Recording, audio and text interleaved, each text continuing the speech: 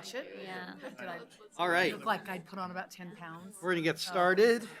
Hi, Jennifer. Apparently we are streaming live again, so they've got to stop doing that. So we are going to start, welcome to the Planning Commission meeting. We are going to start off with a quick roll call. So with that, if folks could signify your presence or absence when I call your name, that would be great. Commissioner Pasco is present. Commissioner Phillips. Here. Commissioner Drazen. Here. Commissioner Lopes. Here. Commissioner Murphy. Here. Commissioner Peterson. I was debating whether to say absent or not, but I'm here. Here. Commissioner Schrodel. Here. Commissioner Stevens. Here. And Commissioner Wilson is absent. So we almost got everybody. So with that, we always start these meetings with a opportunity for public comment. I'm not sure if there's anyone in the audience who would like to speak on something not on the agenda. I'm not seeing any. So with that, we will move forward on to our study session. And we're going to start with Darcy with updates on rules for solar facilities. Mercy. Oh, sorry. It's been a That's long okay. day. Sorry, Martha. I think Jennifer wanted to do a quick introduction before I A little start. bit, just thanks. Just a figuring out little what I'm bit gonna of say. context. Commissioner Stevens had asked a question last meeting about solar, just in general about the county's perspective on solar. And it got me thinking that there has been quite a bit of interest on the commission over the last couple of years in various discussions that we've had for, I don't know, I think ZDO audit and various things where, and you've had some applications come to you that Martha has brought you with for specific solar projects. And so I thought it might be a good time to just do a little update on the changes that have been happening at the state level. They do not address the particular facility that Commissioner Stevens that caused you to ask the question last time. It's about exclusive farm use and high value farmland. But we can also certainly talk generally about solar if you would like to as well. But as far as the changes that have happened, those are more exclusive to EFU. But I thought this would just be a good time because we're here tonight to go ahead and give you an update on what's been going on. So Martha offered, or actually I sort of offered her up to do that. That's probably more accurate. All right, so I thought it might be interesting to start the conversation when I was putting something together for you that I'm hoping is useful and interesting. I thought it would be interesting to look at sort of the lay of the land and where Clackamas County is right now in terms of development of commercial solar facilities. And so I looked at how many commercial solar facilities have been approved and or pending or in some land use applications we had.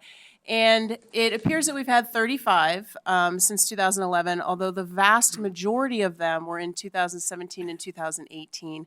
There's a number of reasons for that. I'm not going to pretend that I know all of the reasons for that. It has a lot to do with financing, tax credits, different policy decisions made on the state level, and requirements for large public utility facilities to transition a certain amount of their portfolios to renewables as opposed to traditional fossil fuel type energy generation.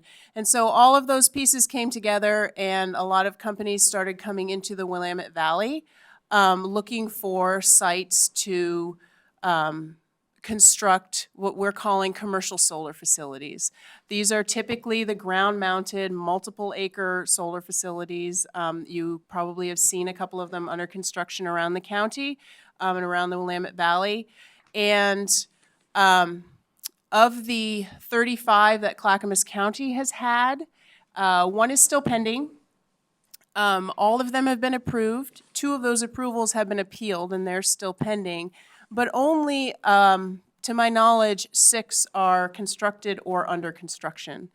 And again, that may get down to the financing piece. The three of the 6 that are under construction are the very large ones, close to 100 acres, and 2 that are 70 to 80 acres. And so I don't know if that has to do with financing. I think it may, because the vast majority of these facilities, aside from those 3 large ones, are 12 acres or smaller. And the reason for that size has a lot to do with the rules, the state's rules for commercial solar facilities, both on farmland and on other natural resource lands. And so just very briefly, we're going to talk mostly about facilities on farmlands, like Jennifer mentioned, but on other natural resource lands, on other lands zoned timber or the mixed farm forest, ag forest zones, it is allowed in those zoning districts to apply for and get approved through a conditional use permit up to 10 acres for a solar facility. Anything over that becomes a goal exception, and some of you may remember an applicant was trying to go through a goal exception process for a couple of large facilities, actually on EFU lands several years back, and it's a difficult process, and it's difficult to navigate, and it's extremely difficult to approve, and it becomes contentious, and there are often appeals, which is what happened with a number of those.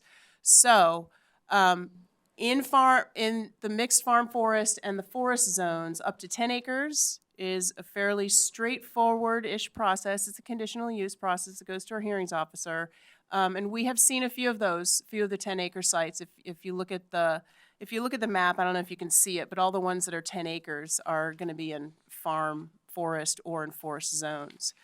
So in the ag zones, however, the vast majority of our large commercial solar facilities have been proposed in farm zones. And it's kind of logical, the reason why. There's a couple of siting requirements that these facilities need to have, and one is to be close enough to a substation to make it financially feasible to run the lines to the substation, and it needs to be fairly large, fairly flat parcels. Well, those tend to be agriculture parcels. And so about 90% of the acreage that we have approved or are in process for commercial facilities is on EFU, exclusive farm use zone land. And so prior to July of 2018, it was a somewhat straightforward process to, on high-value farmland, site up to 12 acres, a facility that encompassed up to 12 acres. Once you get over the 12 acres, again, it kicks you into the goal exception process, which is extremely difficult. On arable lands, which would be non-high-value soils, but land that has been or could be cultivated, you can get up to 20 acres. And then on non-arable lands, primarily class 5 through 8 soils or other non-high-value soils that have never been cultivated, you can, through a conditional use process, get approved for a facility up to 320 acres. And so the rules were written at the time. I think that my understanding is the folks who wrote it thought this was a good compromise to allow a little bit, but not a lot without a difficult process. But what happened was there was a lot of concern, both from the state and also from our Board of County Commissioners, about the number of these that were coming in Clackamas County in particular, but also in the whole of Willamette Valley, that were taking these 12-acre chunks of high-value farmland out of production.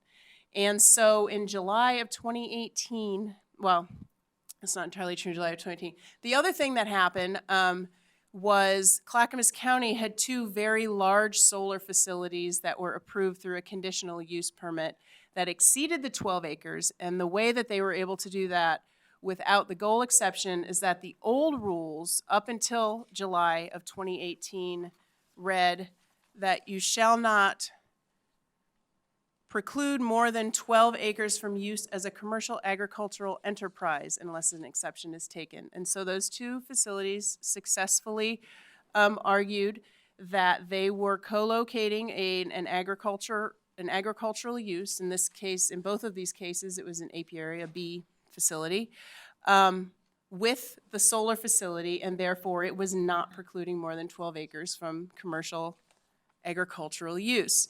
Well, in direct response to those 2 applications that we had, the state changed the rules and put some temporary rules in place that got rid of that preclude language and just simply said, it's in here somewhere,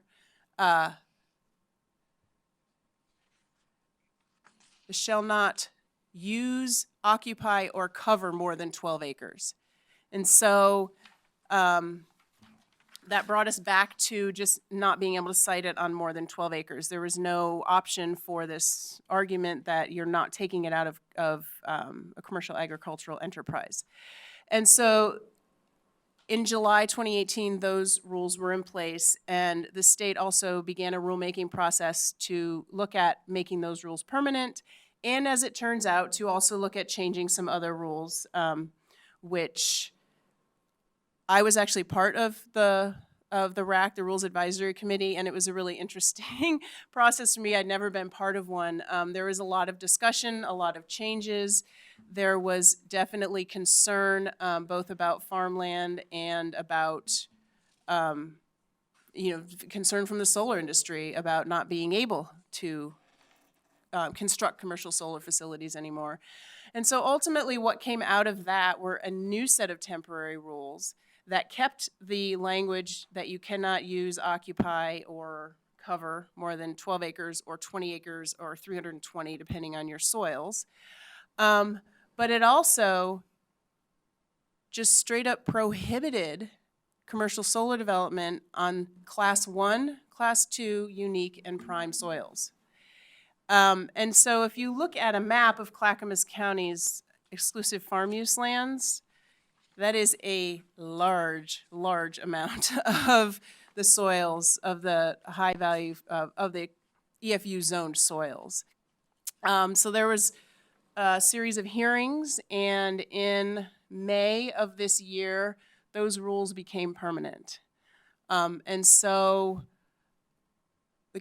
we at the county need to change our zoning code to reflect that, but they effectively has stopped the applications for commercial solar facilities from coming into the county. So since January, we have not had any new applications.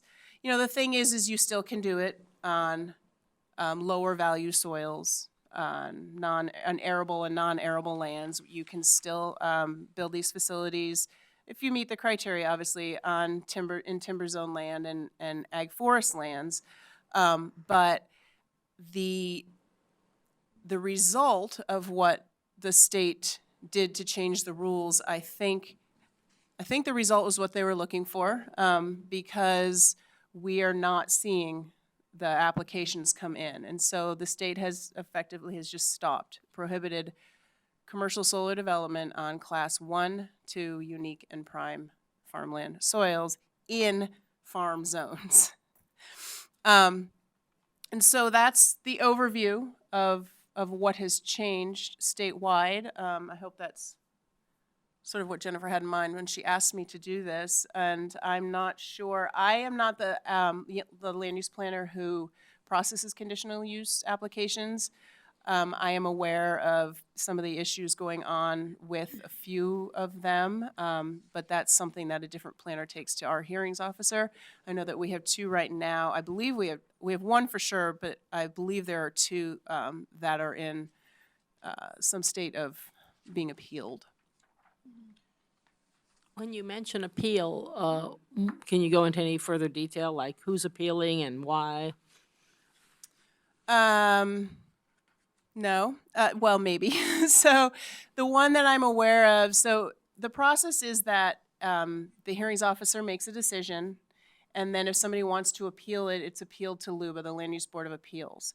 And so one that I'm aware of is was a 10-acre, it's a proposal for a 10-acre facility that was approved by the hearings officer that was then appealed. I don't know who appealed it specifically. Issues that came up, and maybe Tammy might actually know more about it than I do, some of them had to do with findings and the way that the findings were constructed, looking at impacts and potential,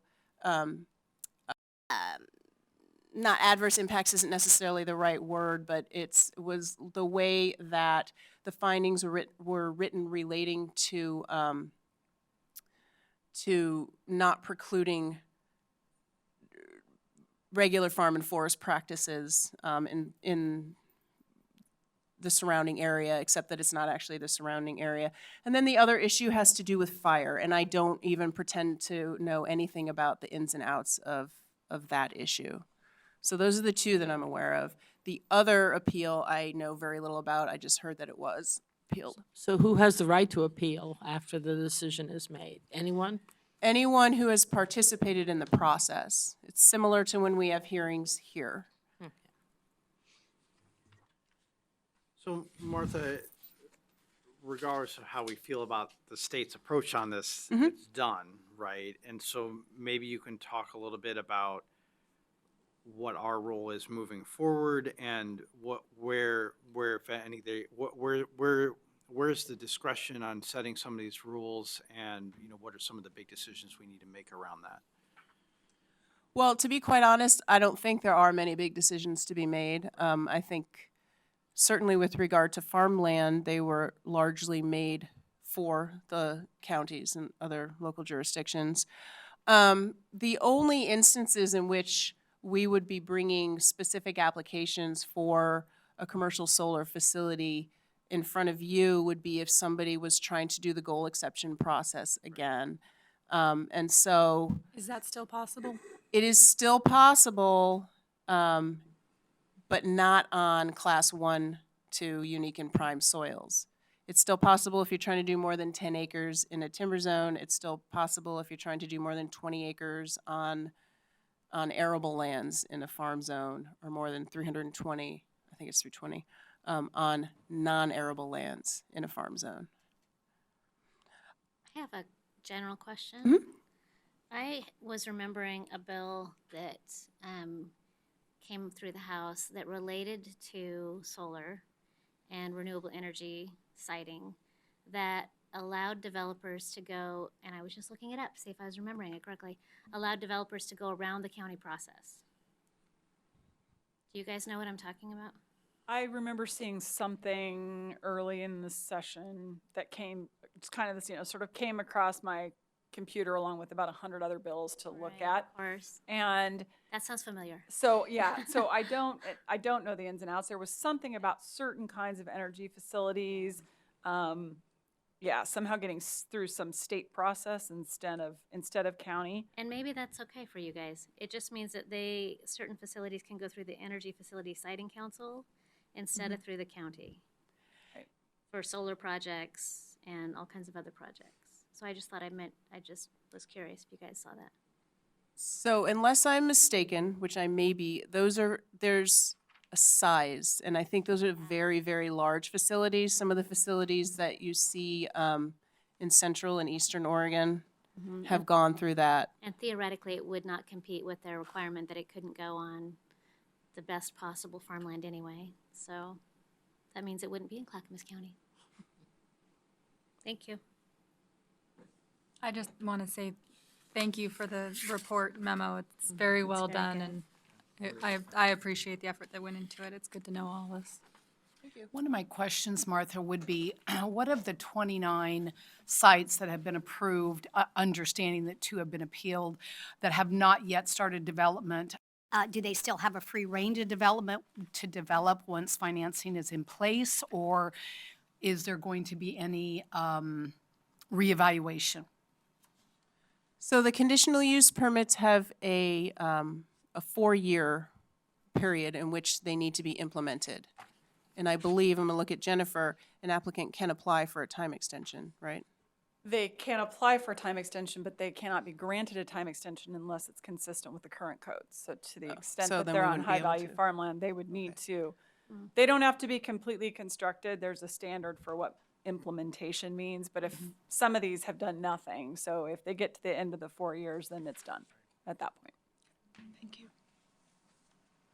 I didn't see anything as far as a state goal or a county goal as far as trying to meet renewable resources for the future. Is there anything on paper that Clackamas County is trying to meet as far as percentage of renewable resource? So we have what I'm sure are very outdated at this point, energy policies and the comprehensive plan that under our proposal to slowly clean up our comp plan, we would be looking at in a future year, but not in the next 2 years.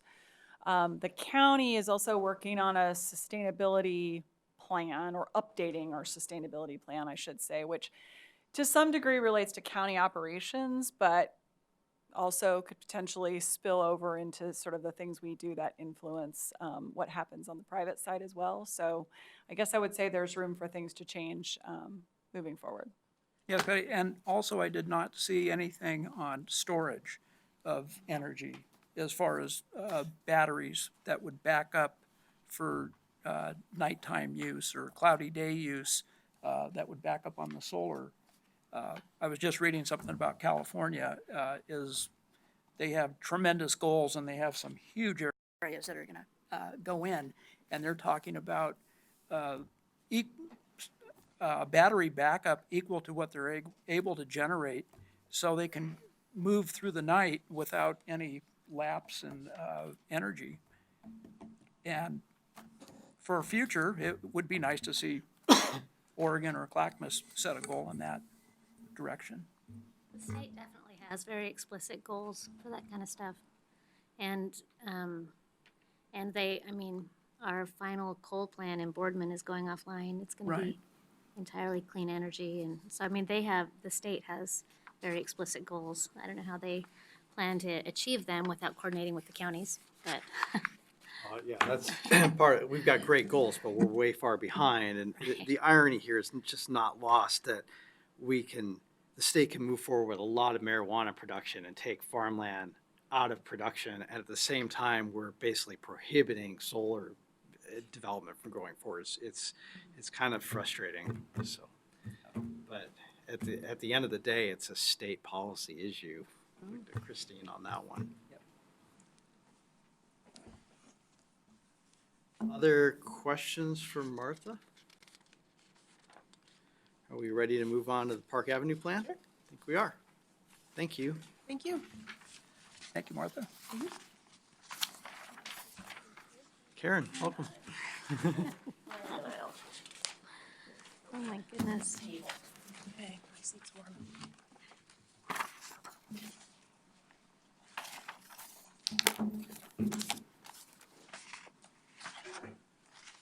Good evening, Commissioners. It's nice to be here this evening. I'm Karen Burig. I'm the Long Range Planning Manager, and this is Lorraine Gonzalez. She's a Senior Planner with the Planning and Zoning Division. And we're here today just to give you an overview of the Park Avenue Community Project. It is a project that actually has been underway for quite some time.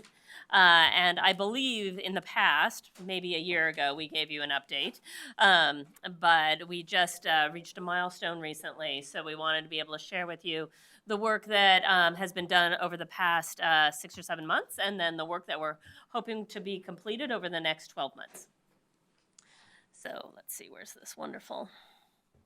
And I maybe just before Karen gets started here, and hopefully I'm not stealing her thunder from later in this presentation, but I just wanted to, I guess, remind some of you, or for those of you who are new faces, that this was really a project that the Planning Commission advocated for during the Long Range Planning Work Program process a couple of years ago. You know, they had requested this multiple times, the public had, and it kind of made the cut finally. And so that was in part, I'm sure, due to the Commission's advocacy for that. And so Yes. some context. Excellent. So tonight we'll give you a project overview and some context because there is a lot of context that goes with this project. I'll provide a summary of what was completed in phase 1, and then Lorraine will talk about what we are hoping to get done in phase 2, and then we'll have an opportunity for questions. But of course, if you have any questions anytime during the presentation, feel free to ask them. This is very casual. It's just a question and answer type of session. So as Jennifer mentioned, this project actually is a partnership. It's a partnership between the McLaughlin Area Plan Implementation Team, the county, and Metro.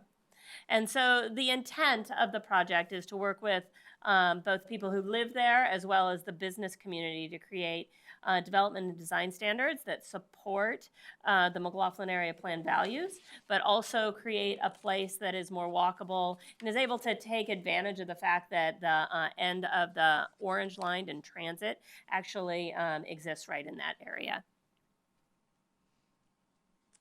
So this is the project area that we're talking about. It's a half-mile radius around the Park Avenue light rail station. So that is the end of the orange line that goes into Portland. The area that's gray at the top of the map that's within the circle is actually the city of Milwaukee. So that's gray. So really the focus of this area is the areas that are colored in the yellow, the oranges, and the pinks. And that's the unincorporated Clackamas County. It's a total of 335 acres.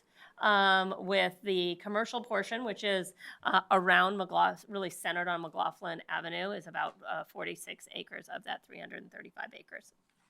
So the project, again, is to look at the development and design standard, the development and design standards that are in the commercial and then the multifamily. So the multifamily is more that orange color, not the two yellow colors. The two yellow colors are single-family zones. So we're really looking at those recommendations in the commercial and the multifamily area.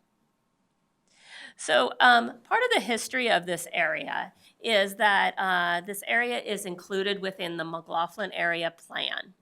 The McLaughlin Area Plan is a document that was put together by the residents of the McLaughlin community, and that includes the Oak Lodge Community Council.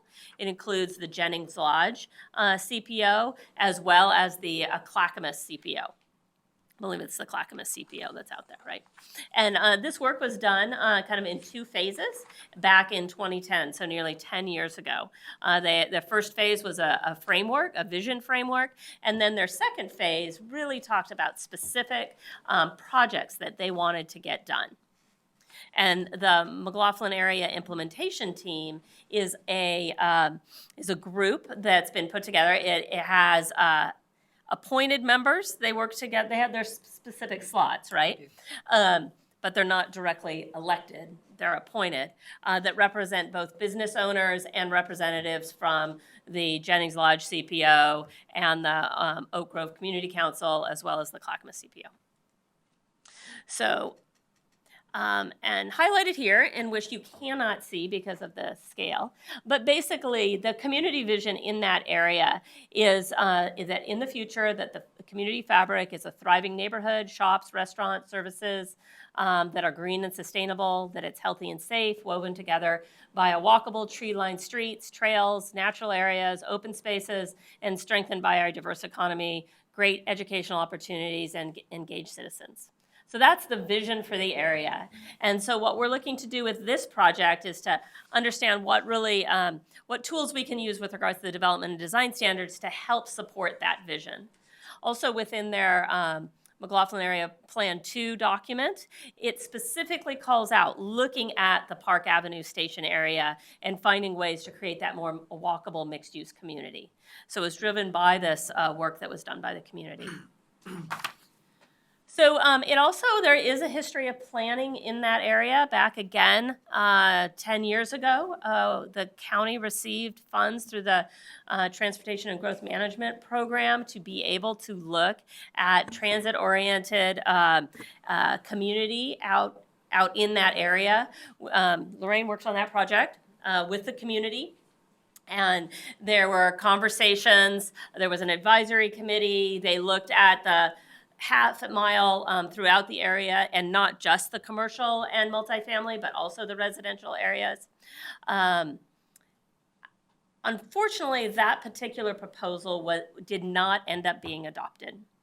There was, as you can see from the timeline, the project actually was underway before the light rail opened, which I think in some ways hindered the full support of the community, because there were lots of questions about what the impact of the light rail would be.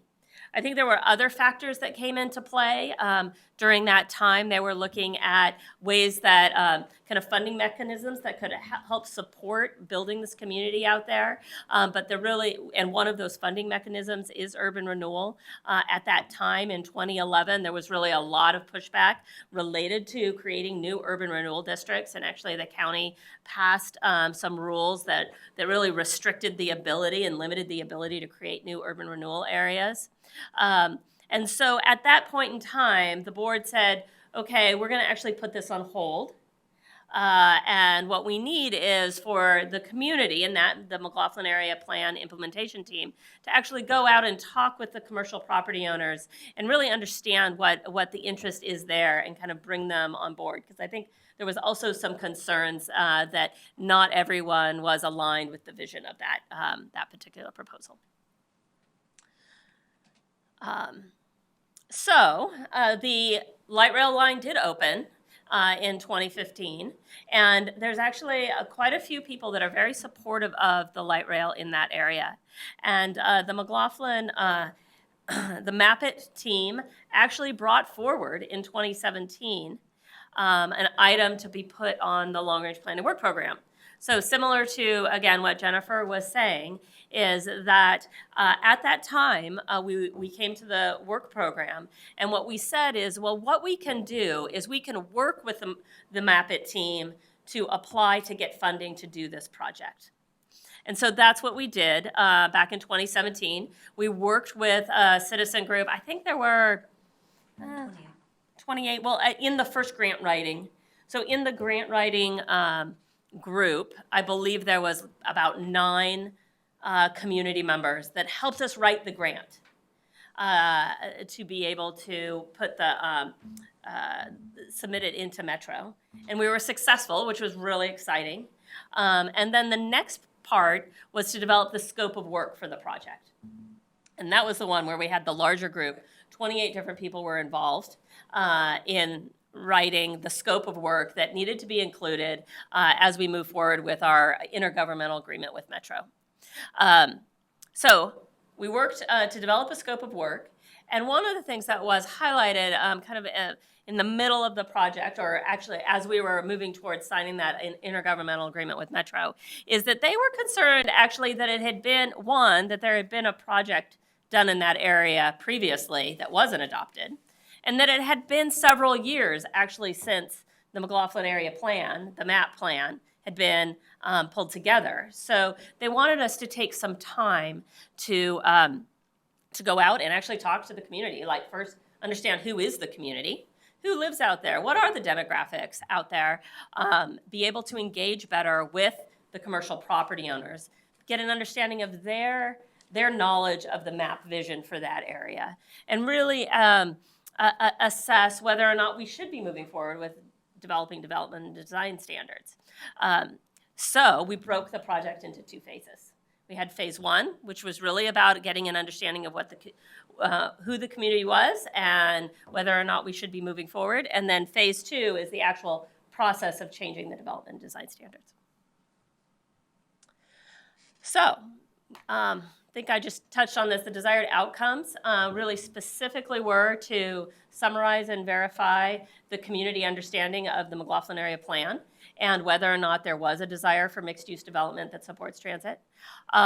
During that first phase, be able to develop neighborhood livability measures. So there is a strong interest in being able to measure neighborhood livability and the impact of what the change of these development design standards would have on neighborhood livability. So during the first phase, we developed some neighborhood livability measures.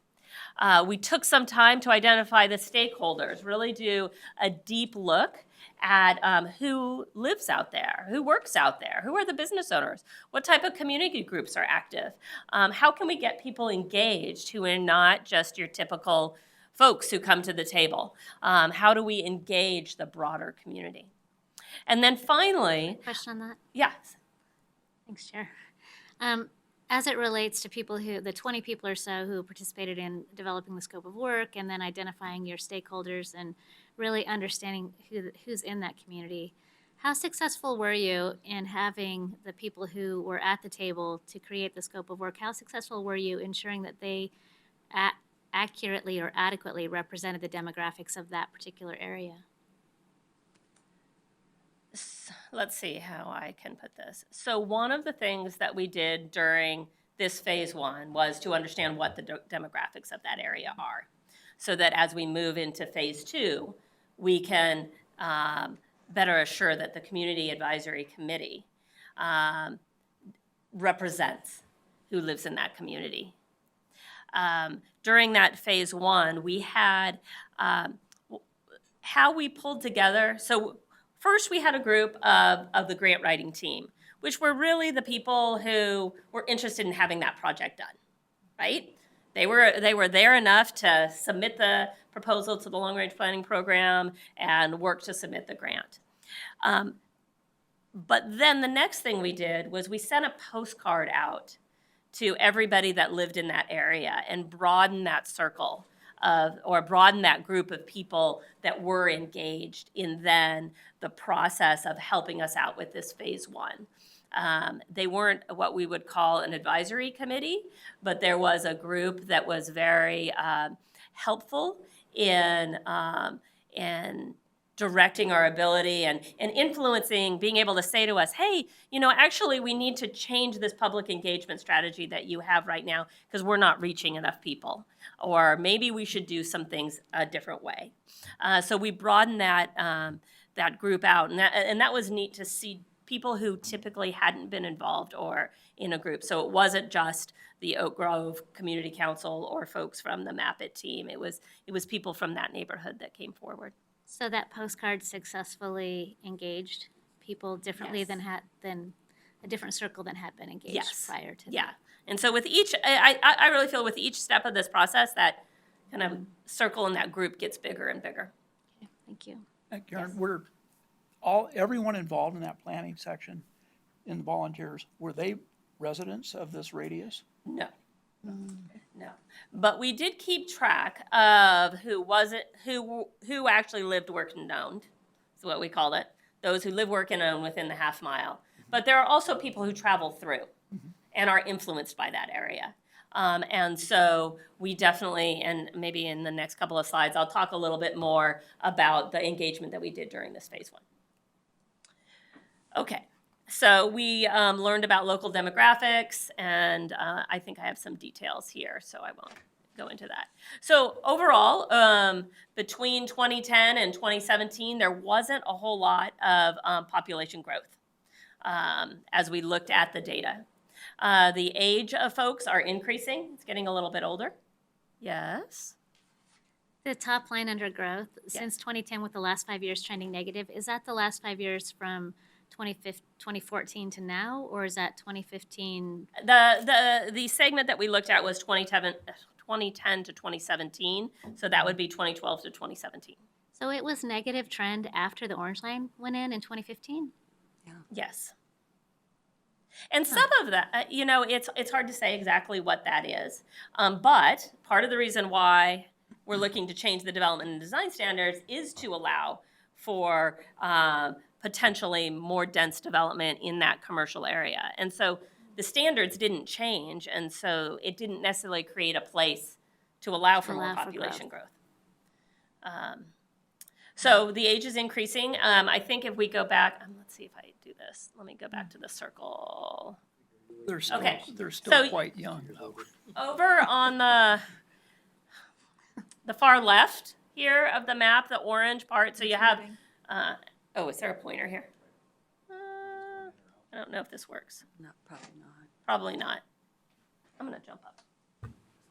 Because I don't know much when you guys are looking at it. So this area that's right in here, there's a Willamette View, is it Senior Living Center? It is. Assisted living, and then there's Rose Villa. There's two very large senior living. On River Road. Yes, on River Road, and so that may influence the age of the folks that live in that area. Let's see, I'm going back. Here we go. There's increased educational attainment, and there's a slight bit of diversity increase, but not a whole lot. Home ownership is stable. I think I'll spend a little bit of time on the median rent. So rents are an interesting element, and that is a piece that definitely increased, right? Rents are increasing throughout the whole Portland metropolitan area, and they're increasing in this area as well. And the rent increases were following a little bit. They weren't happening exactly at the same time as Portland, and so it was more of like a little bit of an echo effect.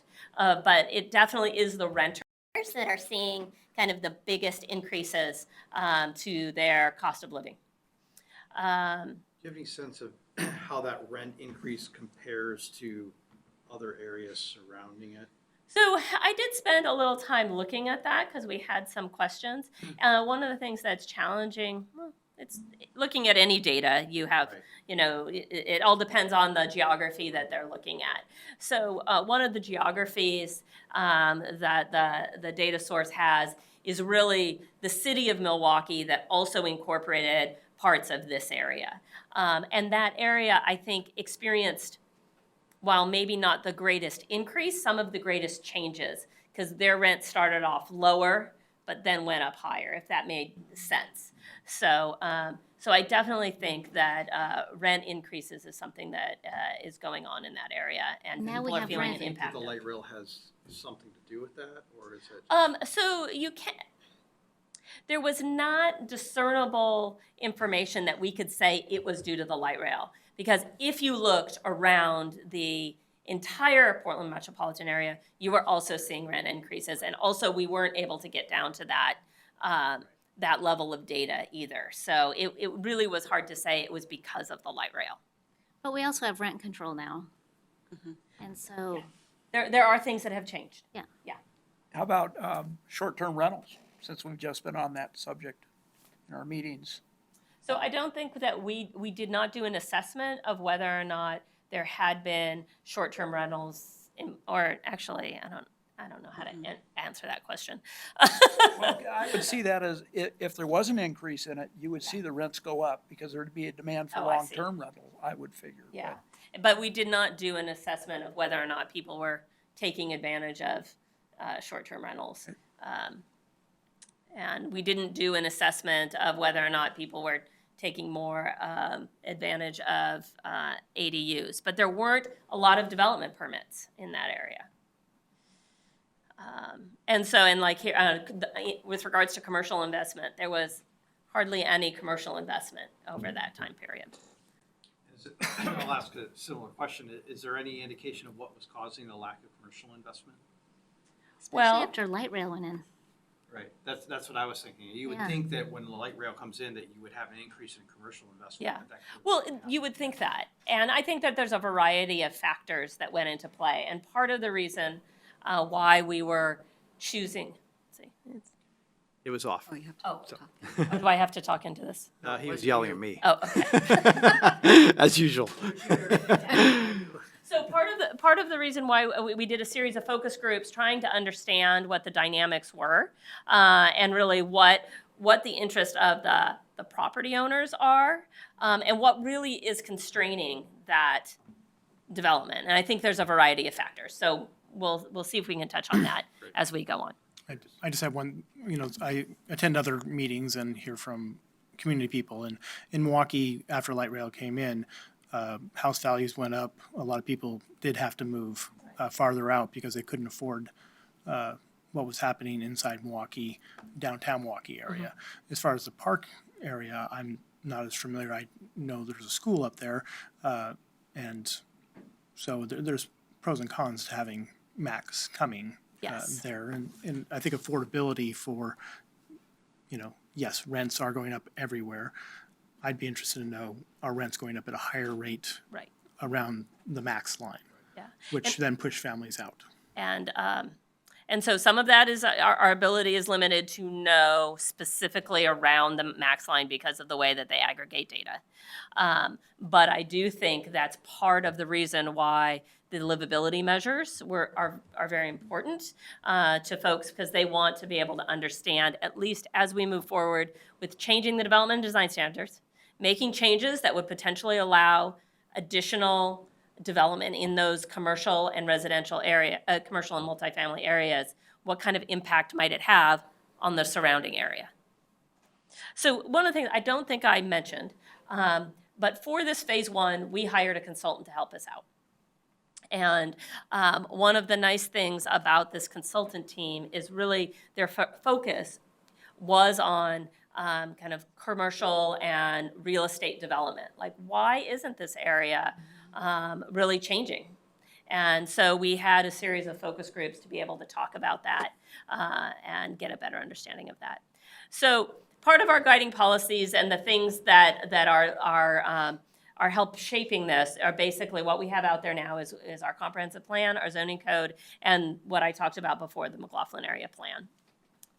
And so when we talk about the neighborhood livability metrics that were brought forward, these are some of the key concepts the consultant team brought forward. It really was founded in some of the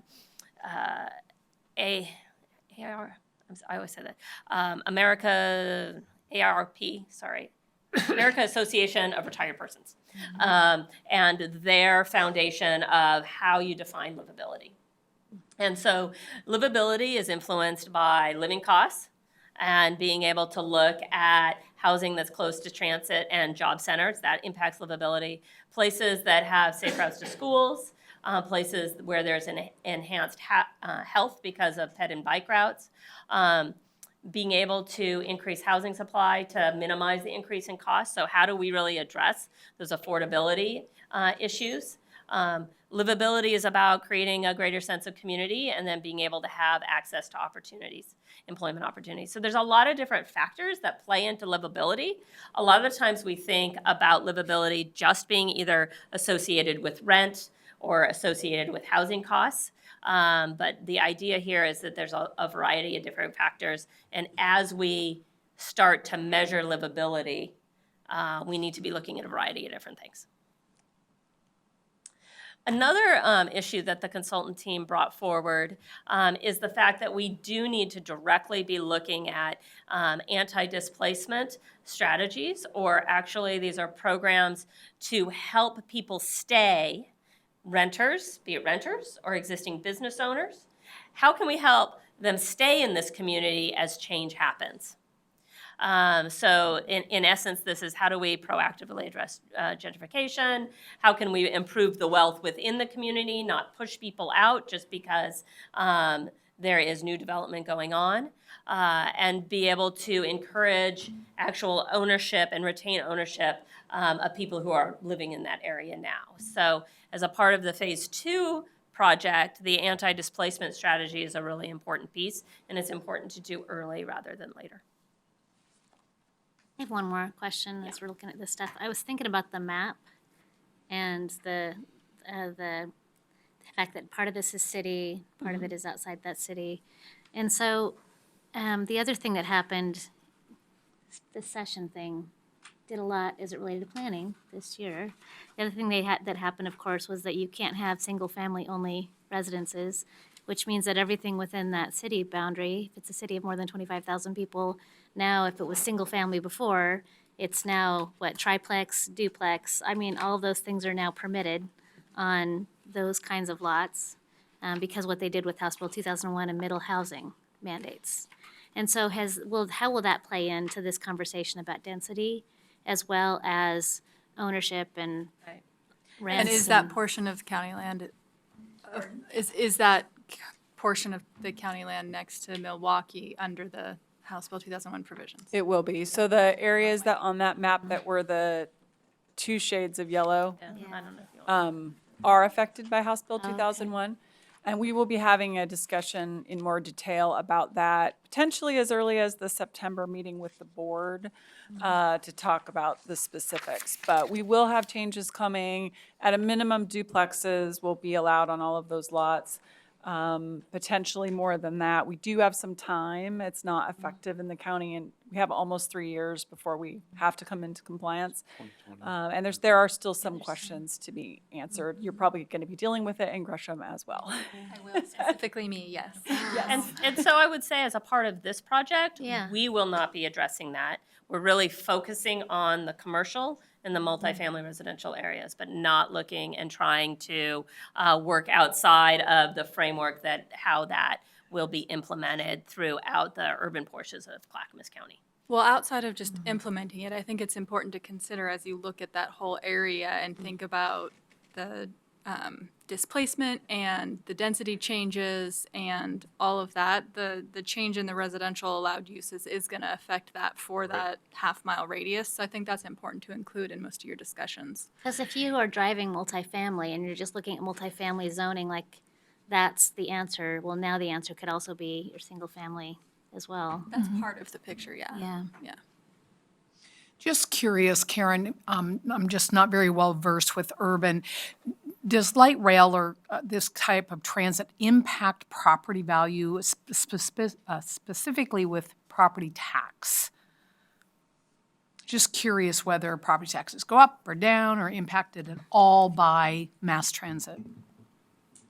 So, no, not in, I mean, I would say, I'm not an expert on tax law, but generally because of the way Oregon's property taxes work, there's a cap on the amount that the market value, or excuse me, that the assessed value of the property can go up every year. So if you have this, if nothing changes on your lot, and then it's not going to go up more than 3%, Right. unless the voters vote in new, for instance, bonded debt. If people make improvements to their property as a result of light rail, then their taxes would go up to reflect those improvements, but it wouldn't just create that for an existing house. Just curious. That is Thank you. my understanding, but again, with the caveat that I don't work in the assessor's office. I had a question about homelessness in this area, this circle. Do we have any data? I don't hang out in this circle, so I don't really know what's going on there. Not compared like to the Portland has a terrible problem. So we don't have data specifically related to homelessness in this particular circle. Again, the way that the county collects its data, it isn't in that small of geography. And I think from lived experience or hearing from different meetings, there's definitely concerns about homelessness in that area, but I wouldn't say it's strikingly more than in other areas, if that makes sense. But people are concerned. There is the trolley trail, which does go through this area, but the North Clackamas Park and Recreation District manages that trail. I think there's a lot of concerns right there at the light rail station about the fact that there aren't restrooms available at the light rail station and different impacts that way. So during this phase one process, we did a series of outreach engagements. We did what was called roundtable meetings where the consultants met with small groups of targeted types of people, such as developers, people who might be interested in developing in that area, people who are commercial property owners, residents of the areas. There were 7 different meetings, the senior housing providers. There was an opportunity for manufactured home park owners to come and talk and really be able to share what their understanding of the McLaughlin area plan was, what their interest in the area was. We also did presentations to the McLaughlin area plan implementation team, the Oak Grove Community Council. We had a community-wide open house. We did a survey upon which both we went out to the light rail station and encouraged people who were taking the light rail to take the station, and we pushed out that survey through the McLaughlin Area Business Association, MABA, as well as the community Oak Grove Community Council. And so I felt we had fairly good response to that survey. 377 people responded to that survey. And kind of growing from our original contact list, kind of building on this idea of growing the number of people, throughout this project, our contact list grew to 238. It's probably more like 250 people now. And of that, looks like a little over half of the people who have participated up to date say they live, work around in that particular area. And so these are just kind of a smattering of the type of comments that we heard during this process. They're kind of all over the board. But there actually is quite a bit of support for the light rail, this understanding of, there definitely was an understanding of the need to be able to capitalize on the fact that there's transit there and to be able to create a more walkable area. And having that ability to have some mixed-use development, support some additional residential kind of mixed use, as well as multifamily housing in the area. So during those roundtables, as well as from the survey, really a couple of key themes emerged. Basically, people definitely wanted the focus to be on that half-mile area and not more than that. There's actually 6 miles of McLaughlin that the McLaughlin area plan covers. So really focus on the light rail station area. Enhance connectivity, but when we talk about enhancing connectivity, specifically pedestrian and bicycle connectivity. One of the concerns that had come up from the previous planning project was the addition of roads that would go through existing neighborhoods and across the trolley trail. There was a lot of pushback to that. Coming out of this process, we did hear an interest specifically for pedestrian and bicycle connectivity through that area, but not necessarily more roads. There is definitely a strong interest of encouraging employment along McLaughlin and doing what we can do to be able to see that happens. Create places for workforce housing. Those senior housing centers of Rose Villa and Willamette View, they have a lot of workers that come to that area, and some of they would like to be able to have places for their workers to live, and they don't feel like they have to commute from long distances. So there's definitely seen a need for that. So I'm going to jump to 6, which is natural areas are an asset, not a barrier. I think that's a theme we hear a lot in the McLaughlin area, and so it continues to resonate here in this area. Another theme that came out that actually became I wouldn't call it controversial, but really what a lot of people talked about and were concerned about was this theme of focusing on the side streets first. And what the intent of that was to say, developing along McLaughlin presents a lot of challenges when you have direct access onto McLaughlin. You have lots that are either very large or you have very small lots. And it's very difficult for the type of development that's interested and would be the catalyst to actually develop with direct access onto the McLaughlin. And some of the first sites that might be those catalyst sites that will help be those beginning steps would most likely happen on the side streets that access McLaughlin. So there are some side streets that are within those commercial and multifamily areas where the catalyst development would likely happen first. And we should be thinking about that to encourage that type of development. Now, there was a lot of concerns that by that statement of focus on the side streets first, that meant going into the residential and the single family areas, and that really wasn't the intent. It really is those side streets that access McLaughlin in those commercial and multifamily areas. So with that, we gathered all that information together. And then the consultant team, part of what their responsibility was to make a presentation to the Board of County Commissioners and ask the board, should we move forward with the next phase of the project? And what should that phase of the project look like? If you recall from the beginning of my story, we actually worked with a group at the beginning of this process to develop a scope of work. And that was broken into 2 phases. And so we had a draft scope of work to start from that the community helped us build. So basically, the consultant team took that draft scope of work from what they learned in the community, added some elements to it, And we worked with the Board of County Commissioners to, and we asked them, should we move forward with the consultant work as amended by the consultant team? And I think it was June 11th, the board recommended, yes, we should move forward with phase 2 of the project. And so Lorraine's going to talk a little bit about what we're hoping to do in phase 2 of the project. Should I pause here for any questions on phase 1? Just have a comment. Okay. It just seems like this, confining it to half mile seemed like a pretty small area to focus on and really limited in what you can achieve.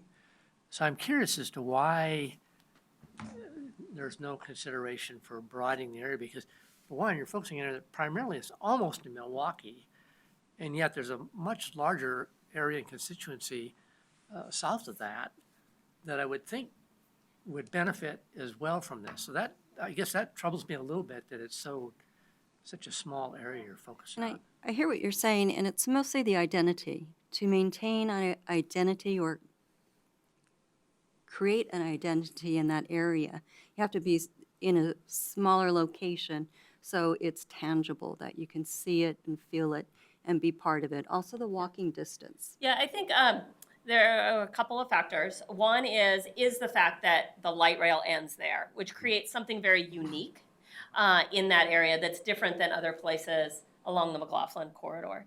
A half mile is considered a walkable distance to a light rail station. So that's why the half mile was selected. One thing that we did talk about, though, kind of a reflection of what you're saying, is that there is interest in potentially understanding how this could be replicated in appropriate locations down the McLaughlin corridor.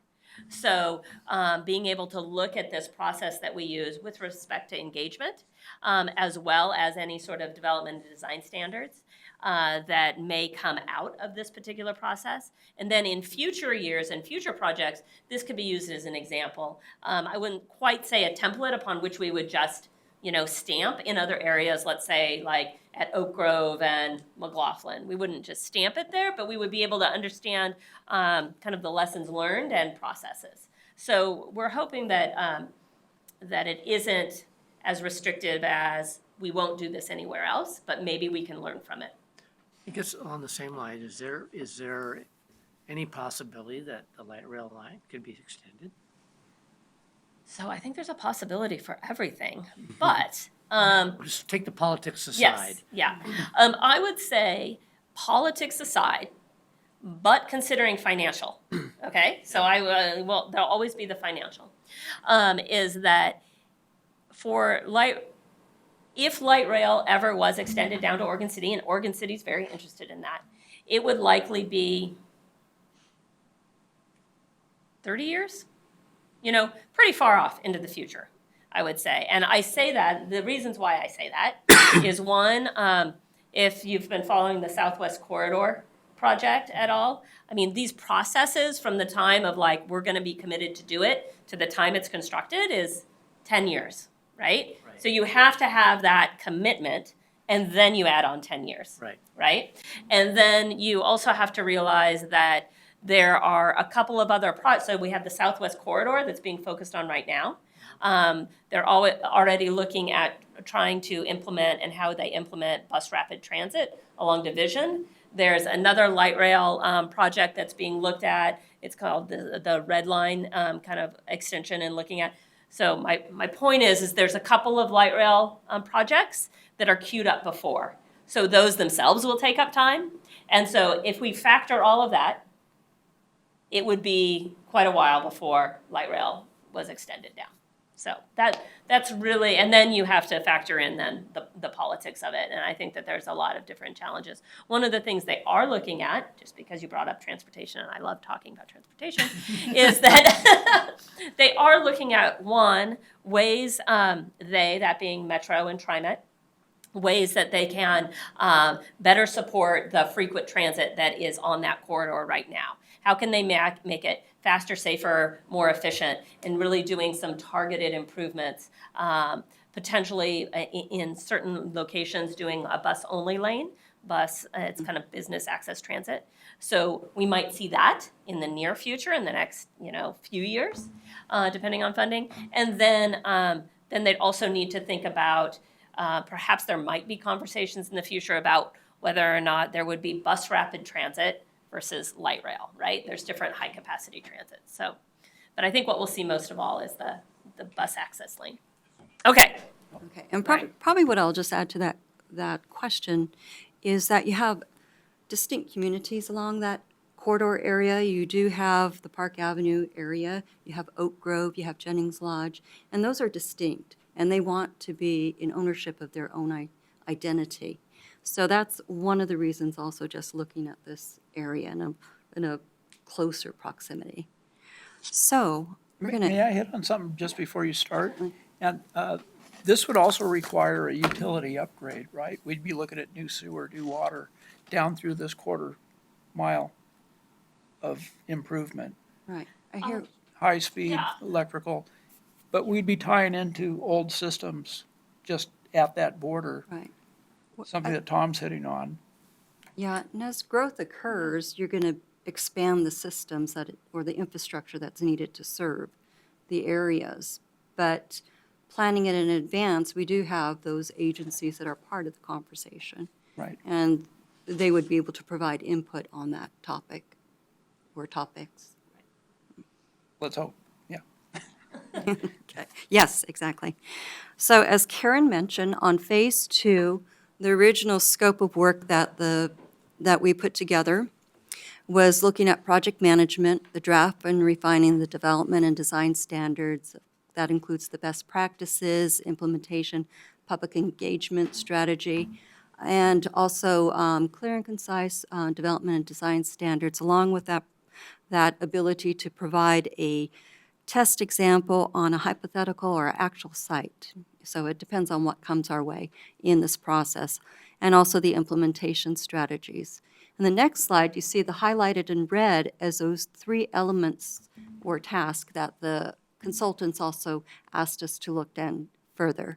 So anti-displacement strategy, which differs from gentrification. So gentrification is the aging population, they want to downsize, et cetera. Displacement is when either it's your business or your homeowners are feeling compelled to move because of the development that surrounds them.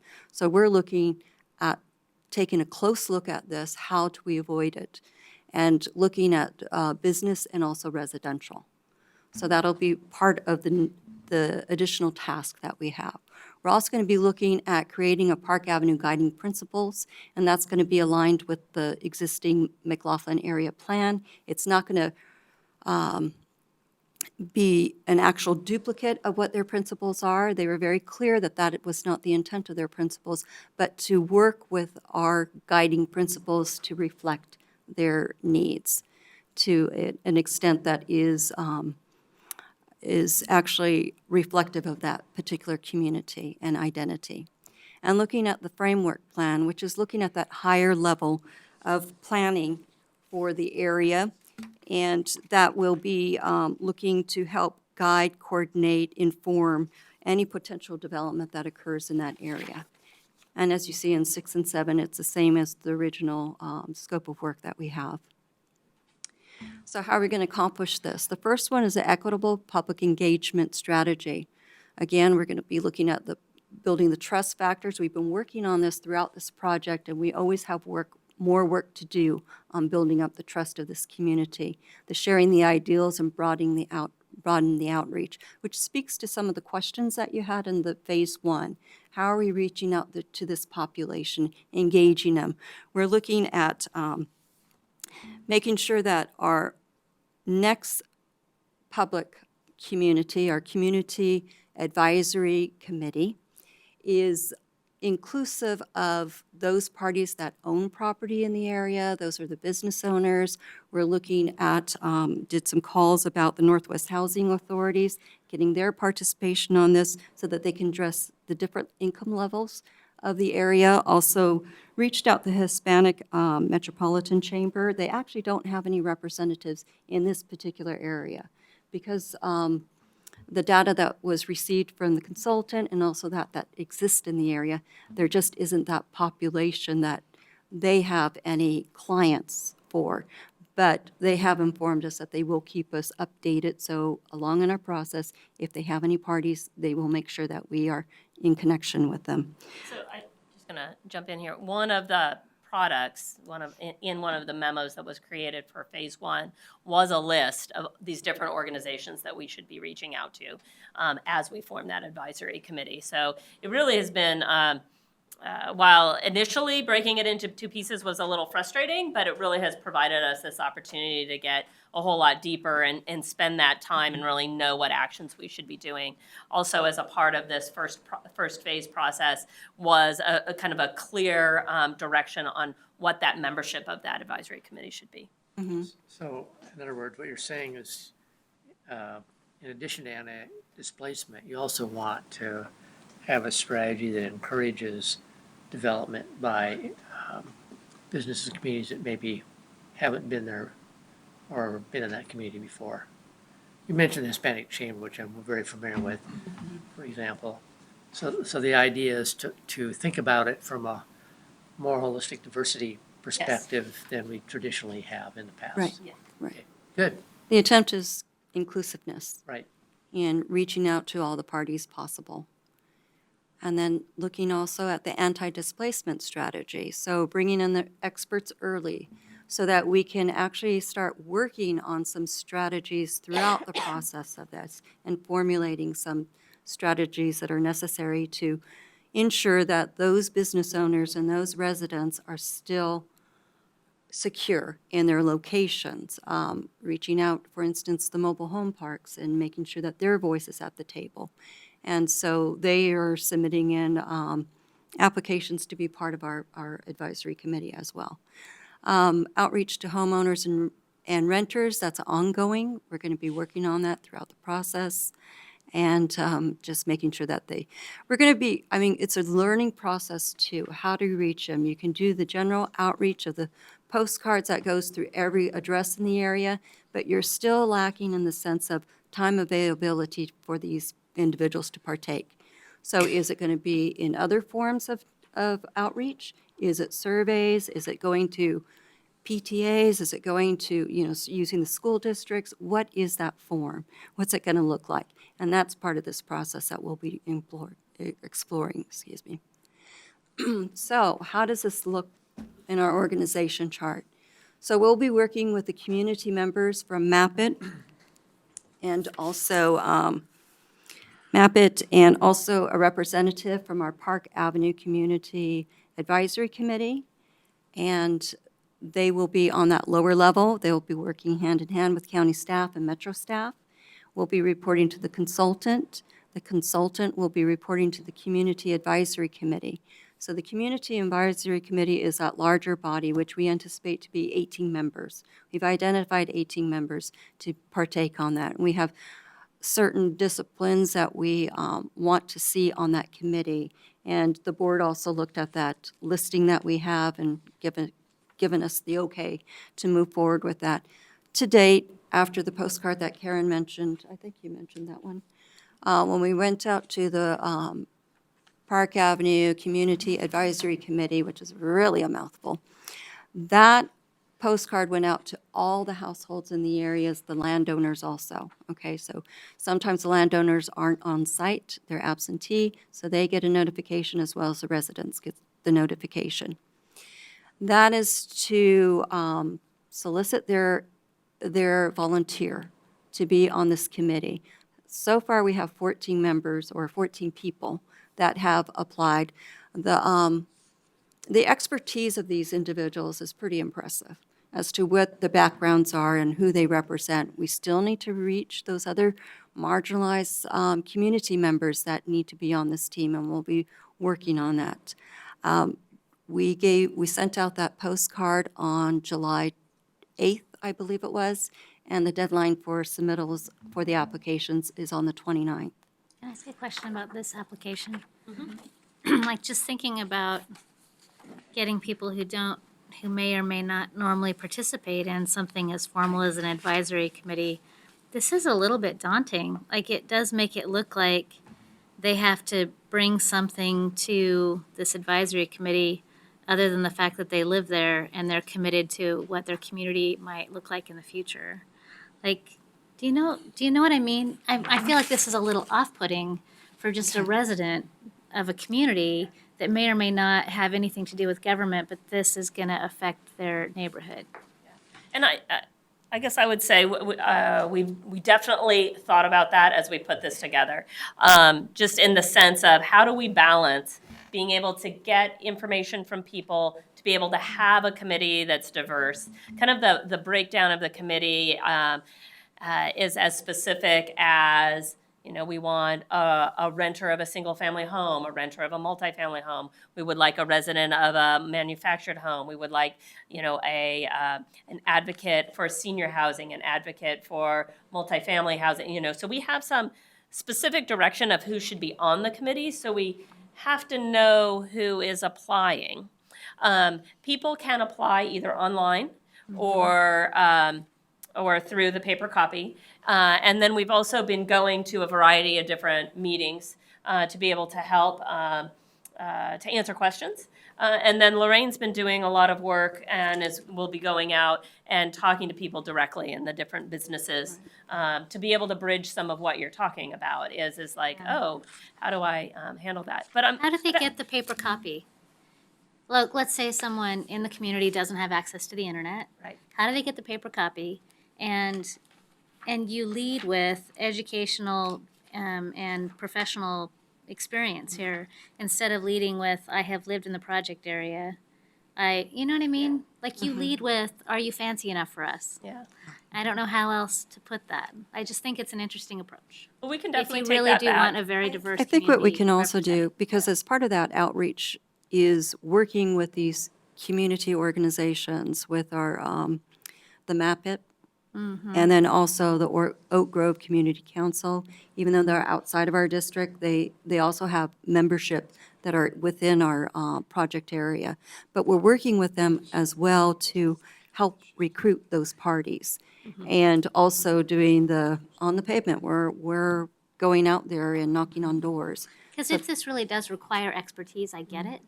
Yes. But if what you are looking for is community, then I think I guess that's my input, is I would have led with community. Right. If what you're looking for is community, unless what you really are looking for is expertise. Right. And I think we're kind of looking for both. That's tricky. Yeah. When you're within a geographic area and you're have But I something have to achieve. say, I've been pleasantly surprised Yeah. for those 14 applicants that already have submitted, and they're like names I have not seen before, and especially, and you can kind of see, as might be expected, it's sort of the waves of when people have submitted applications. So there was the wave right after the mailer went out, and the wave right after you went to the MAP It meeting or the Oak Grove Community Council meeting, and these sort of different pushes, and you see different applications coming in. So, I appreciate the comment, because it's right on the mark in the sense of what we need to look at for the future when we send out notifications to the community, to make sure that we don't give that impression of fancy enough. There's a barrier to Yeah, whether or not yeah. they should consider themselves for this. So what I heard, I guess, we know the demographics of the area. Is the 14 applicants that you have, do they represent matching the demographics of this area? That is one of the requirements of this application, is that they are within the project area. Right. That's unlike the But previous. if we have 30% Latino, do we have 30% applicants of that 14? Is it 30% Latino? Is it matching the demographics of the district? so at this there? point, it's not, Okay. but we still have until the 29th. And so what we're doing over this week is really targeting our outreach to be able to make sure we're reaching out to those places that we haven't seen those applications. Okay. And then I heard statements of the marginalized groups. We're looking at that. So, I would say offline, I'd have an interest in understanding what mechanisms are you using to reach, social, economic, or minority status involvement. Because when you talk about, people who have second and third jobs Right, and or babysitting needs, what kind of accommodations are we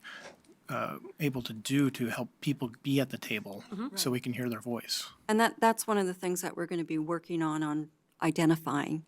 Probably doesn't sound like it's addressing your question right now, but it is something that the consultants, once they get on board, they're going to help identify that as to how that's going to look. Because we do understand that we've been talking about the school districts, using the school districts to reach those parties that the reality is life is busy. They have kids, they're, working, et cetera. So that's going to be a challenge on any committee. We're anticipating 10 meetings throughout the course of this project. And 10 meetings is on the light side. In the beginning, when we're starting up, there's going to be a number of other additional meetings on top of that. But it's a challenge for working class families that have kids, but at the same time, we're still going to see what other means we can use in order to reach them. And I think that's one of the tools. I've been reading some articles that surveys are very instrumental in reaching out those parties. But again, it addresses the other handicap is, does that person have a computer? So it's Yeah, because also it's 5 to having the 13% hard people don't copies. have computers. Another But thing I would you said add- you're 14. How many total slots are you seeking? 18. Okay, is it reasonable to say, hey, slow down these last 4 and try to do second and third effort to get the marginalized people to actually participate? It may be. I mean, Because we're going to go because to the board. Often it gets to be, it's too late. Right. I always hear, it's too late. We wish we would have started early to address, maybe fill the spots for marginalized first, and then take the 14 that show up on Right. one We- night. And I do think that is the approach that we're taking, is to make sure that we're reaching out to all of the groups that were identified during phase 1, as well as doing the kind of the in-person type of outreach. I think I wanted to follow up on one other item, and I said one of our partners is Metro. Metro actually is funding this particular program, and they have worked extensively on different sort of innovative tools and ways that you can support community members in being involved in a process. So they have programs outlined such as providing stipends for people to actually participate, and how that could, if they made that choice, they could receive a stipend. Or how do we provide childcare? Or those different elements, what are those barriers? So we'll be looking to work with our consulting team to understand what kind of unique tools that we should be using to support our advisory committee. And, in some other meetings I attend, sometimes, the voice needs to be, a board member or a commissioner should be reaching out to understand and learn deeper, meaningful information so they can represent the people who don't have the voice. Because when you say, babysitting services, of course, transportation also comes to mind. Some people can't even get here to be in the audience tonight. And so, we need to make sure that staff and or representation is there. Are we able to go to these community advisory committee meetings to observe? I would say definitely yes. They're definitely public meetings. And so a couple other things before we move away from this slide, because this slide actually has quite a bit of information in it. And I do want to point out, really, the Community Advisory Committee is that kind of heart of this this project, and so that's that 18-member committee, and they'll be the ones that will be making the recommendations to you. So your role as the Planning Commission, any sort of changes to our zoning development ordinance would come through you, and then those recommendations would move on to the Board of County Commissioners. So on the far right side, where it says community member engagement, those are different types of tools that we anticipate using during this process for the broader community, those who are not those 18, to learn and engage. So there will be open houses and focus groups, and we'll be working with social media and doing the door knocking. We have a community out there that is very much interested in understanding how they themselves can participate. How can they work and encourage their neighbors, share information, do a barbecue? And so there's definitely going to be all different ways for people to be involved, as well as yourselves. So that's what I wanted to highlight. So we have a lot more to come in answering that question. Yes. We don't think that we have the answer just yet, but it's a work in progress. And we'll be coming back to you at a later date in order to share where we've come thus far. What were you going to say? I think we can move on to the next one. Okay.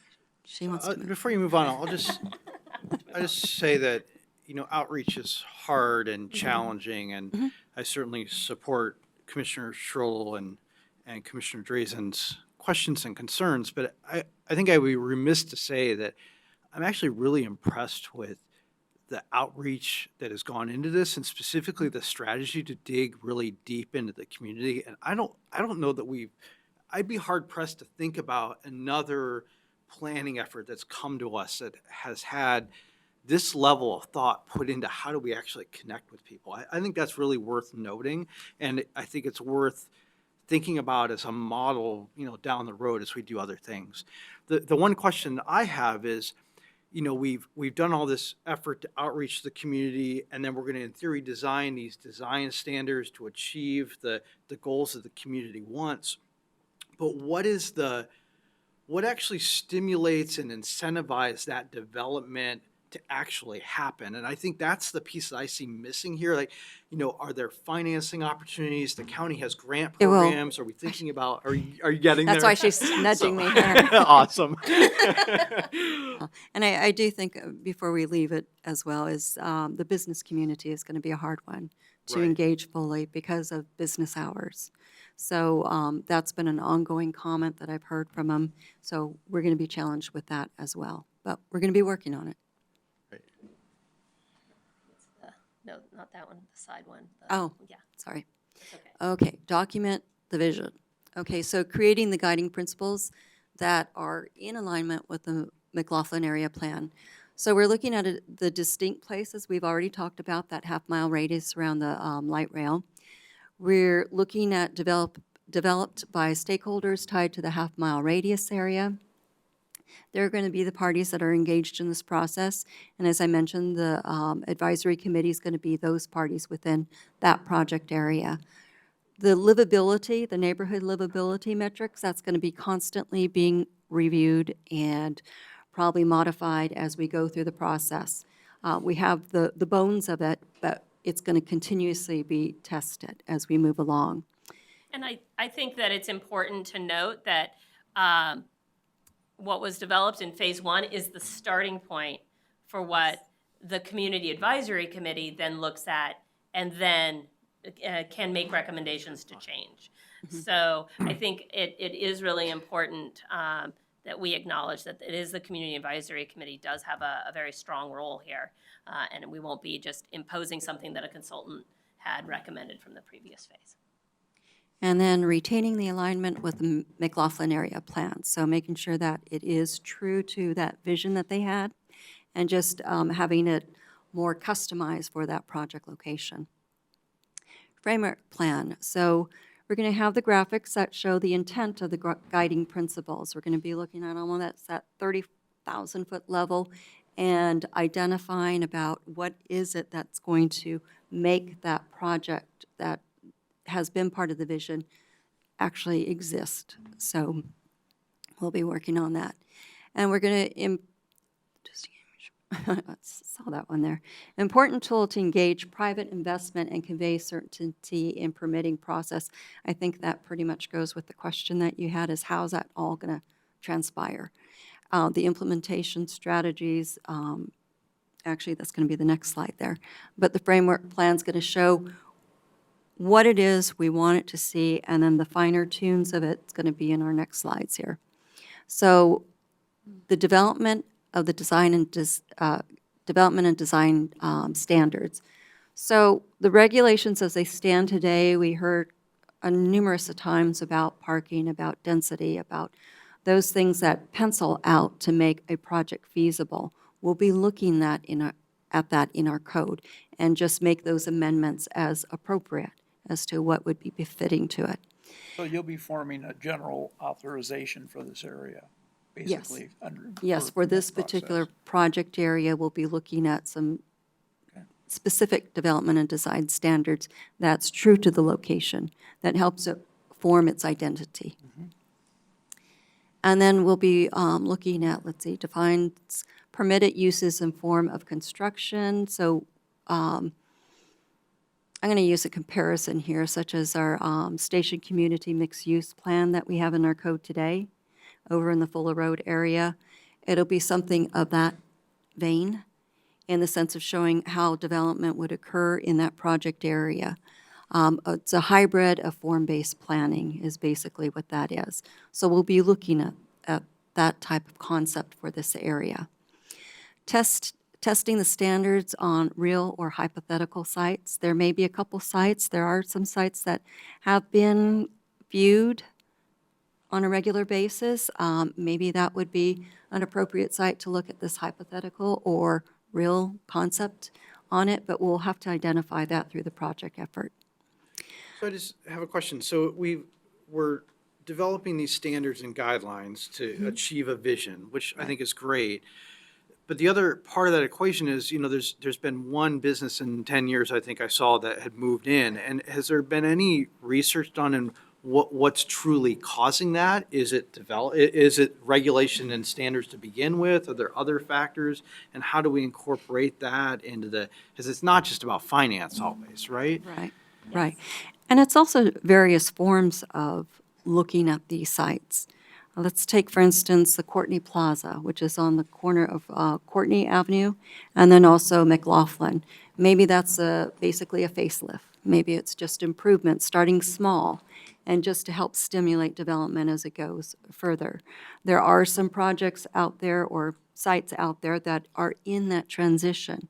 We're looking now at properties that are turning over from mom and pop, and it's going to the kids. What can I do with this?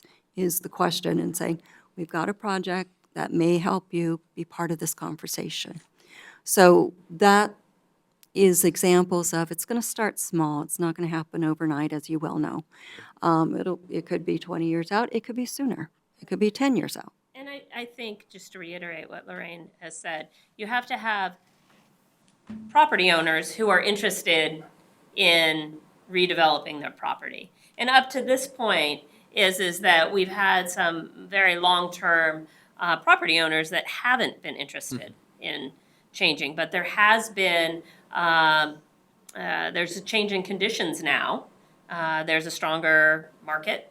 And there are people that might be interested in selling their property and being able to understand what kind of development could be on there and maximize their value of their property. So one of the barriers then has just been the lack of available developable property. It's that, and also what pencils out for the developer. Yes, and one pencils out. So the density doesn't pencil out for them right now. Right. So they're not going to get, And I would say, so in that task 7, which is the implementation action plan, that is about what are the other supporting things that are needed beyond just changing the development and design standards?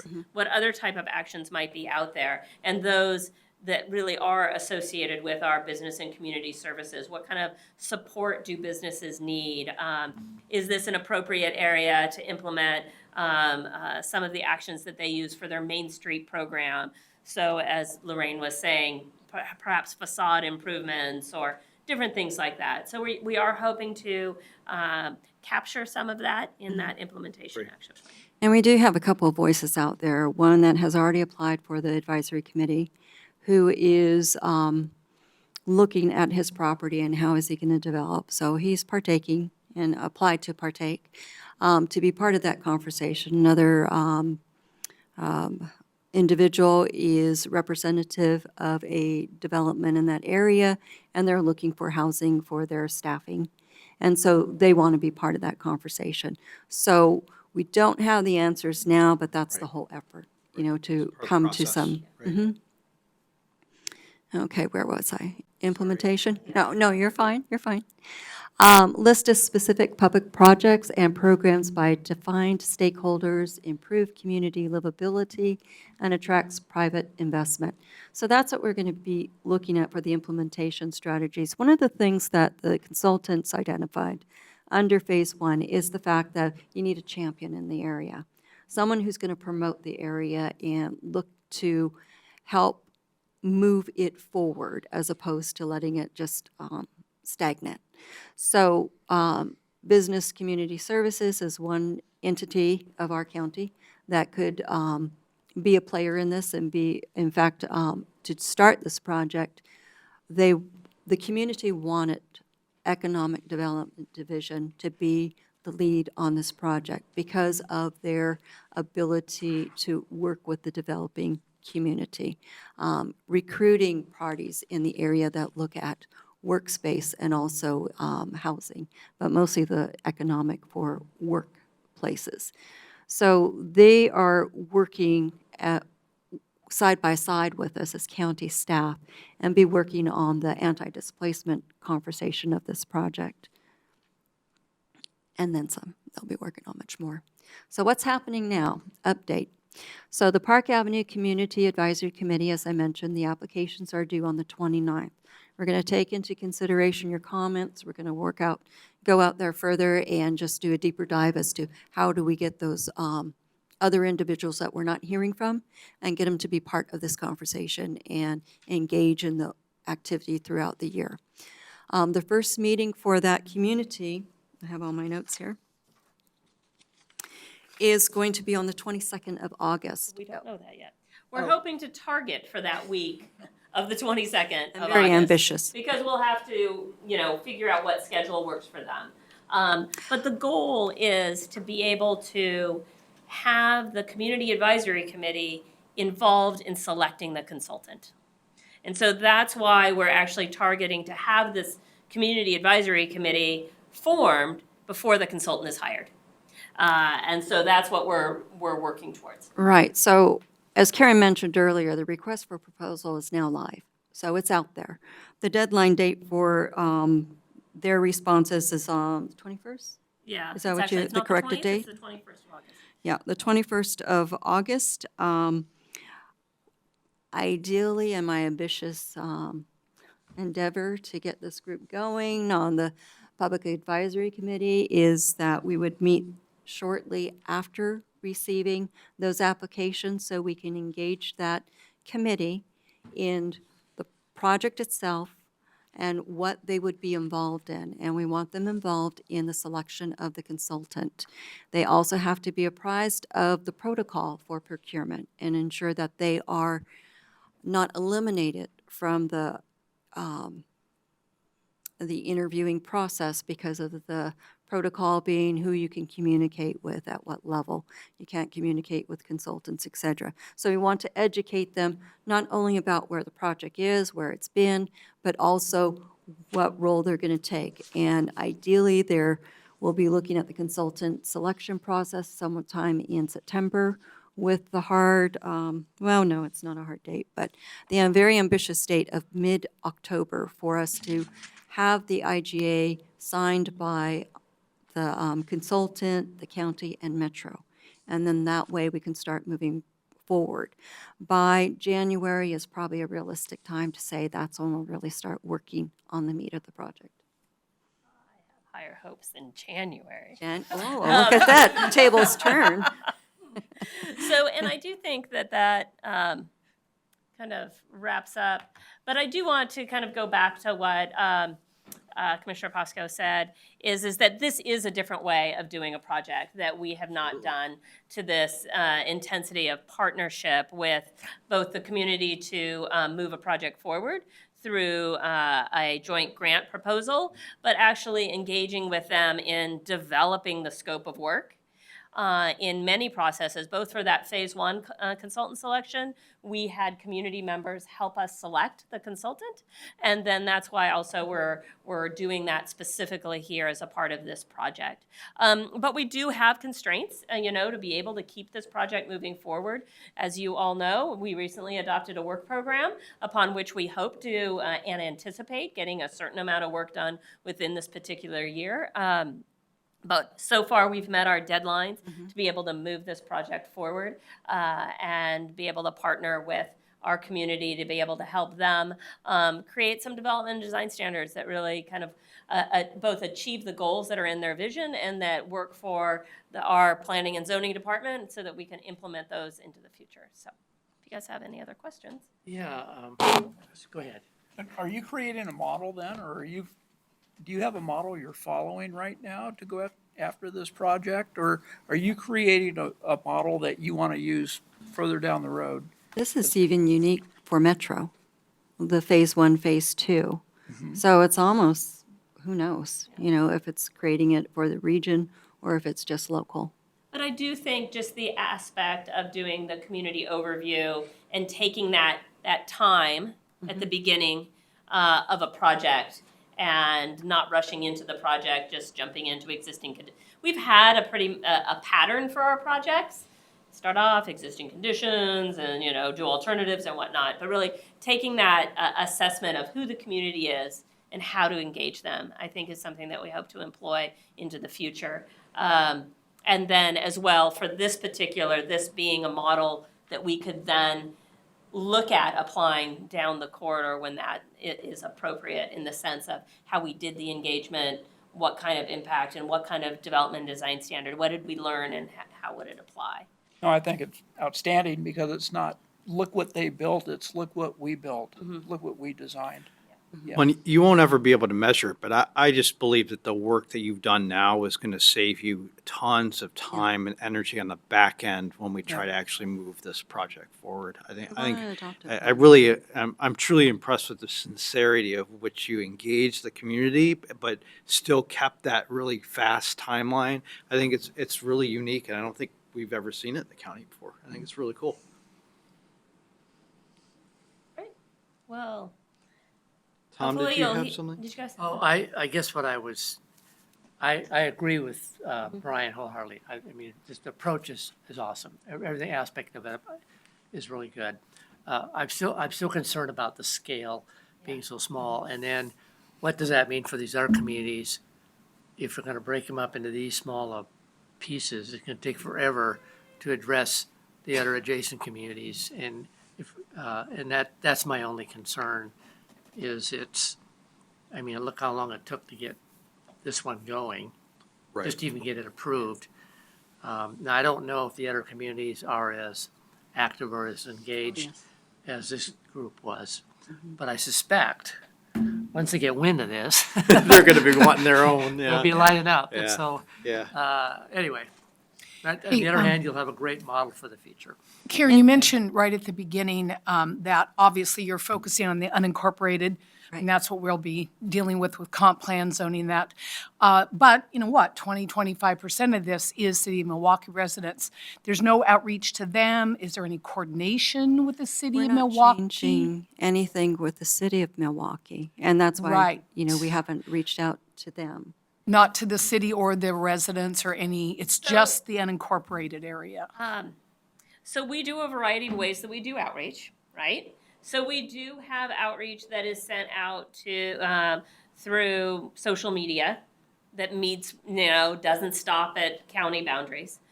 We have done outreach and let folks know in those neighborhood associations that are nearby. We've had a couple of participants that have been a part of that core group of neighbors that have been engaged in this process that are very much interested in making sure that their neighbors who live 2 doors down who happen to be in Milwaukee know about the project. So we're also encouraging them to share about the project. But we haven't worked directly with Milwaukee staff. And that is something that we can engage with them and talk with them as we do our technical advisory committee and whatnot, so that we're both kind of learning from what they have done. But that's kind of the approach that we've taken. We haven't sent directly those property owners. They're not a part of the property owner mailing list that we Right, sent I out, understand. but they're part of the broader. It does raise a good point, though, because we've seen examples. A bike ped project comes to mind where, we were planning one thing and across the line, Milwaukee was doing something completely different. And it's something you've said about being proactive to make sure that what we're doing is consistent with what's being done across the border. I do know in our Park Avenue Station Area Plan, we did have the community members within proximity to the light rail that were the city, that they participated in the project. But like Karen says, the notification goes out to those parties, but for this portion that we've been really focused on is the Public Advisory Committee, or a Community Advisory Committee, is to work with those parties within the area. And that was actually a request by those community members, is that we keep it isolated to those parties. Not to say no one else can join, but for those things that affect their property, they wanted to be sure it was their voice. Great. Thank you. Thank We'll you, probably guys. come back from it for an update, 6-8 months down the road as it gets closer to coming to you.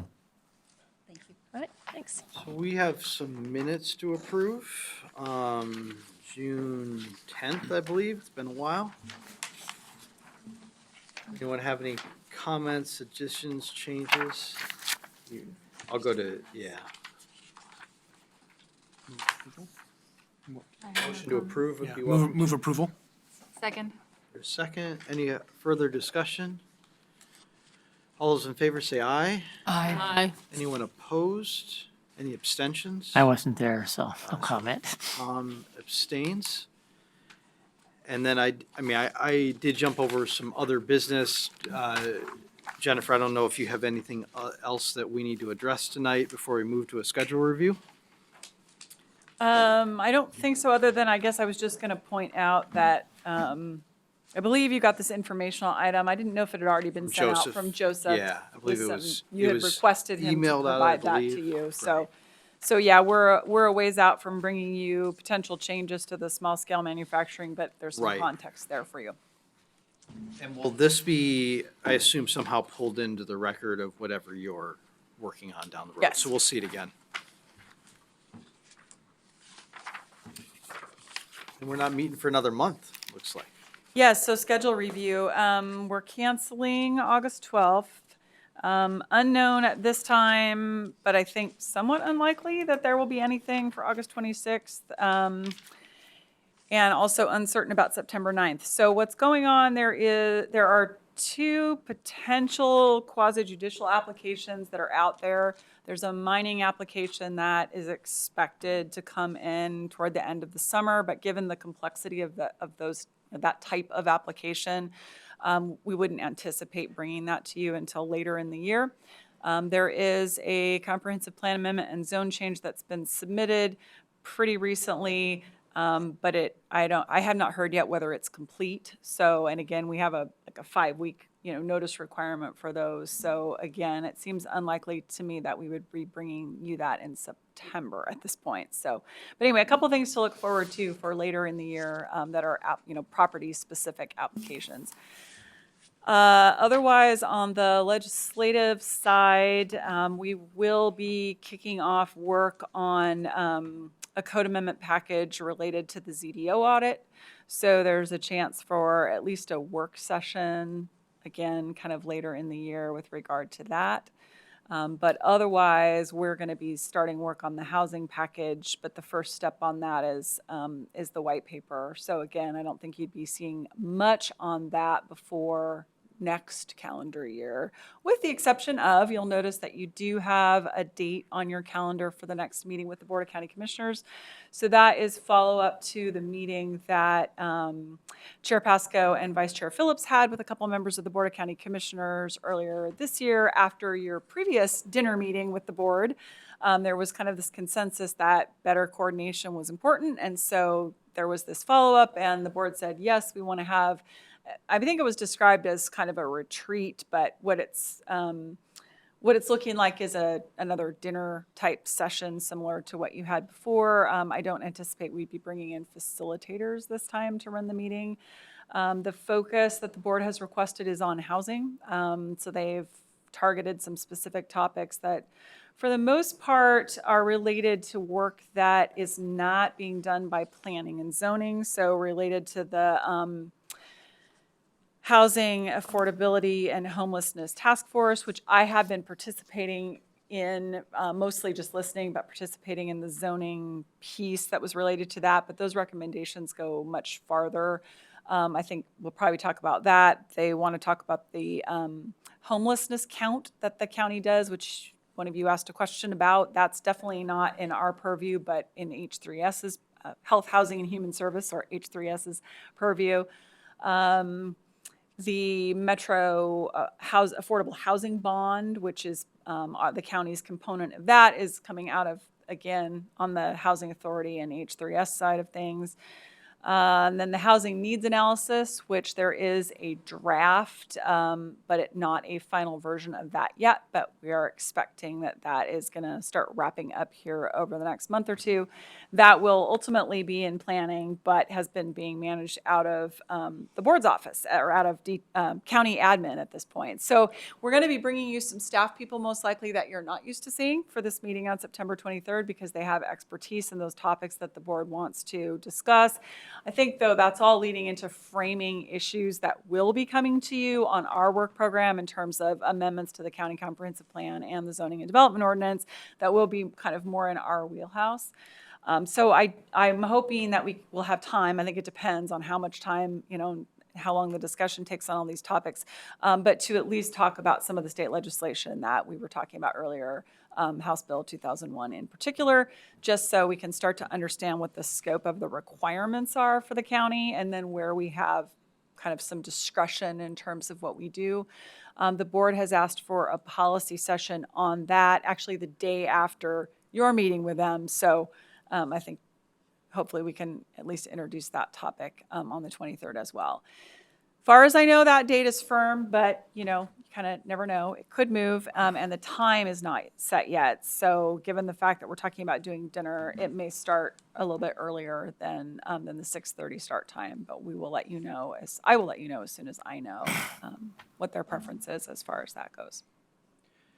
So I would just say, I don't have any concerns with that scope at all, but we are once again going down the road of focusing on the issues in front of us now. And part of this discussion that we had as well with the county commissioners was this concept of, thinking long-term so we don't run into the problems we had with the last year's work plan, and thinking about specifically performance clackamas and how the planning commission and the planning department and others, what are the things that we should be doing to try and align ourselves with that particular document.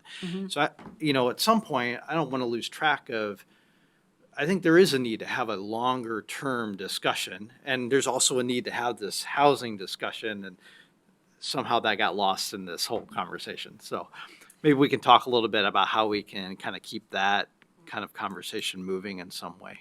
Sure. I can share that message. All I got was a list saying these 3 issues are things the Right. board wants to talk about, Right. and they were all housing related. And so then I said, well, we have a couple of other housing related issues we also need to talk about. So maybe we there's can capture all nothing of wrong them. with, we obviously need But to talk yes. about those issues as well, but.